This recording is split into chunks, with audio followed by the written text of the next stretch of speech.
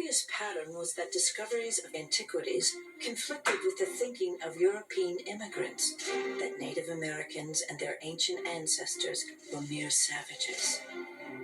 The doctrine of manifest destiny allowed the United States government to classify the Native Americans as savages by their terminology. And by calling them savages, that would allow them to push them aside and basically claim their lands as America expanded in a westward direction. 19th century Americans would have found it more than inconvenient. Politically, it would have been impossible for them to have taken lands away from Indians, from any indigenous peoples, if they viewed them as having rights even close to what they had as American citizens. Protestant priests, Catholic fathers, and Jewish rabbis were seeing these possible links between the Native Americans and ancient Israel. These links included written records that had possible tie-ins to the ancient world.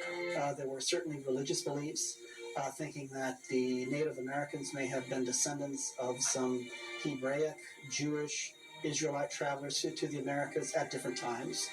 So to see an artifact like that, or the context in which they would place an artifact like that, would be, especially something found in association with the mounds, would be, oh, that shows to us the presence of these people at that time here in the Americas.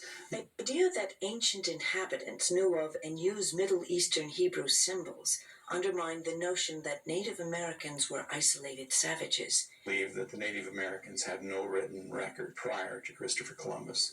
This would make it prehistory, but nothing could be further from the truth. In fact, Powell's vision of 19th century evolution was that Native Americans had evolved in North America for millions of years to a state less advanced than that of European immigrants. Robbing Native Americans of their history before Columbus may have served two purposes. First, justifying manifest destiny and the displacement of Native Americans.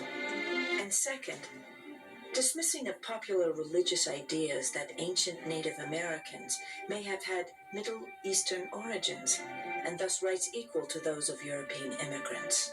Powell wrote, "Whether we desire it or not, the ancient inhabitants of this country must be lost, and we may comfort ourselves in the reflection that they are not destroyed, but are gradually absorbed and become part of a more civilized community." And it's pages 73 through 86 of the 1879 and 1880 book that was published in the Smithsonian.